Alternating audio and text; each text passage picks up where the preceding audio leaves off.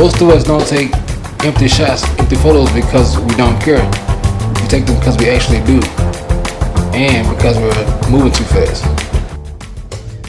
I've done this more times than I can count. Rushing because of fear, rushing because of outcome obsession, rushing because of comparison. The fix isn't usually new gear.